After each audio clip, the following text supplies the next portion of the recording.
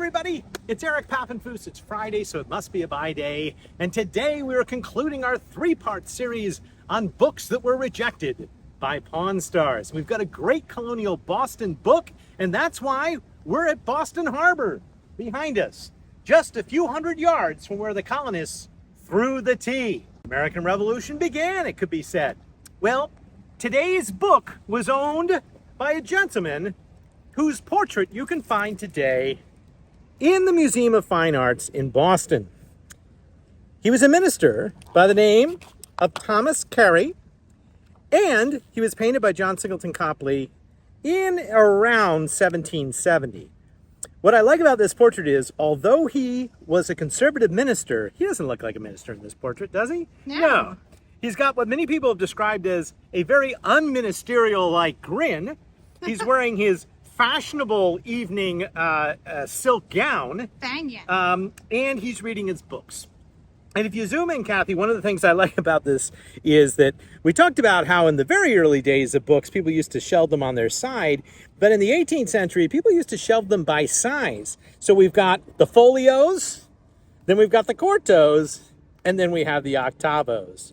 And I want to pay close attention to this book right here, because that is the book that we have in our box. But before we do that, let me tell you a little bit about John Singleton Copley, one of my favorite artists. Now, you all know about Watson and the Shark if you watch By Day, because we've discussed that before. But let me tell you about John Singleton Copley and his family portrait.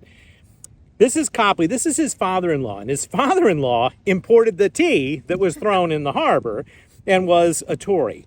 Copley painted both Tories and Patriots in the years leading up to the American Revolution and was forced to basically flee the country because it was untenable at that point, about 1774, and he wanted to go to England to continue his artistic studies anyway. But what's interesting about this portrait is that Copley is longing to go back to America. That's America. That's not Great Britain in the picture.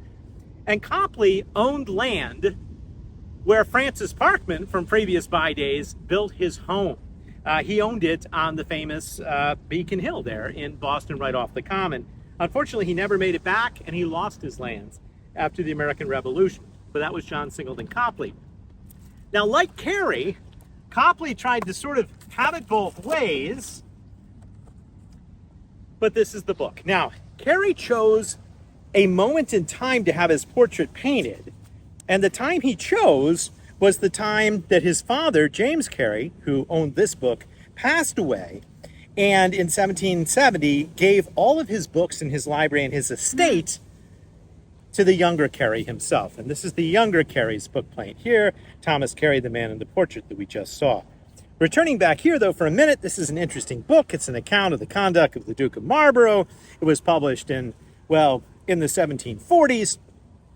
And it wouldn't be that remarkable were it not for the fact that Carey loved his books and that this book is on the shelf right above him in that great Copley portrait.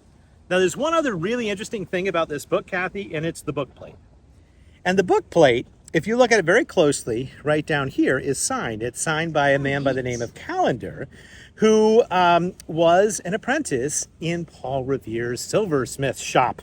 And that's because in colonial America, the person you go to if you wanted a nice new book plate, especially after you inherited your father's library and all of his wealth, well, the person you'd go to would be a silversmith because they did a lot of engraving. And Callender did a lot of book plates, including this one. And I once had a book plate in our library that he did for one of the people who actually threw the tea in Boston Harbor. But this one he did for Carey, who was in Newburyport at the time. And what I also like about this book plate is that it has a hidden message. Can you read the Latin there? Let me read it to you. It says, In medio tutissimus ibis.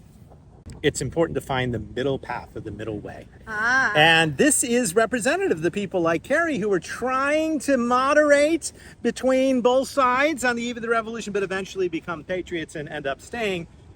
Carey talks about it being our boys at the Battle of Bunker Hill, and all of his friends and family and most of his congregation in Newburyport were patriots. But the motto, which comes from Ovid, is definitely one which preaches moderation. So you can now see why Pawn Stars rejected this book. Because A, it required a trip to the Museum of Fine Arts to see the portrait. B, it had a long conversation about book plates and Paul Revere as a silversmith. And, well, C was just not good for their 30-second sound bites. It's Buy Day Friday where you're going to have to go for long 10-minute discussions about 18th century books, not the History Channel. All right, we have one other book, Kathy, and I think this one is really interesting. It is our most interesting colonial Massachusetts book, and it is a book that was written by a gentleman by the name of Thomas Prince. And it is the first history of America that was published in, well, it was published in 1736 in Boston. In volume 1, but Prince never got around to writing the rest of it. And what I like about this book is that it starts basically with Adam and Eve.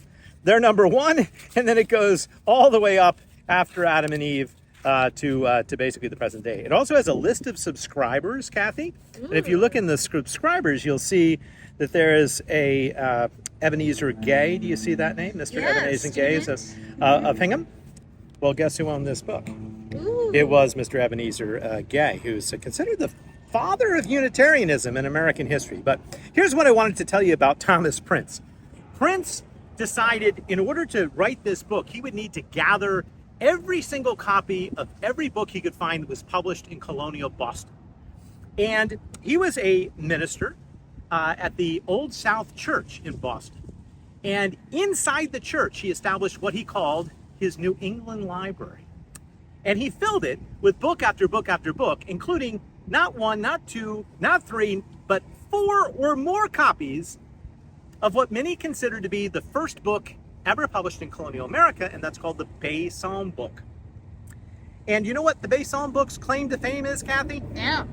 It is the most valuable book ever to sell at auction. Printed book, that is. Wow. Now, there have been some manuscripts that have sold for more, like Joseph Smith's Book of Mormon. Yes, that sold for more. Or Leonardo da Vinci's Codex. That sold for more. But the most valuable printed book ever to sell at auction, wow, which sold for more than Shakespeare's First Folio, more than Audubon's Birds, more than the Gutenberg Bible, was the Bay Psalm Book, which was Thomas Prince's own copy. Would you care to guess how much it sold for? I have no idea.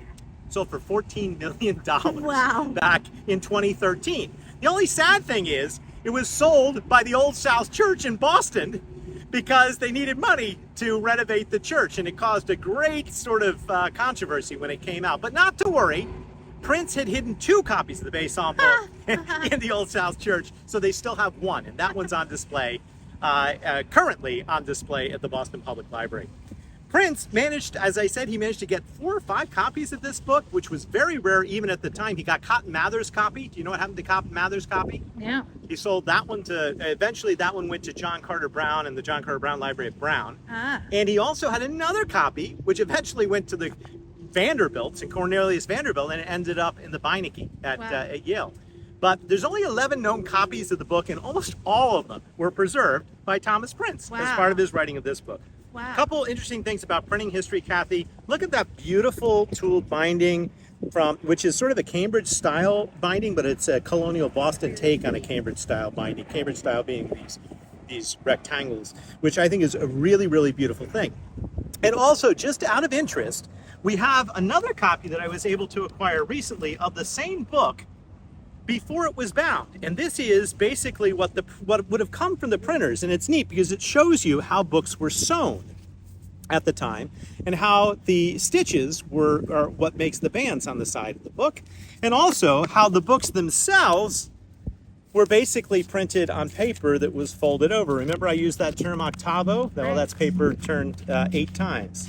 And then quarto, that would be paper folded 4 times. All right, are you ready to end with a funny book? Yes. We're going to end with a funny book. We're on vacation, so it's time to send back to the States some boring postcards. That's right. I love this book because it's filled with the most boring postcards of all time, including one from our own home, the Pennsylvania Turnpike. And I do have to say, of all the postcards you could take of the Pennsylvania Turnpike, that one is probably the most boring. Also, there's a whole section of postcards from hospitals, Let's hope we don't end up in a hospital on this trip. Thanks for watching. I hope you'll watch next Friday and every Friday for more adventures in the world of books.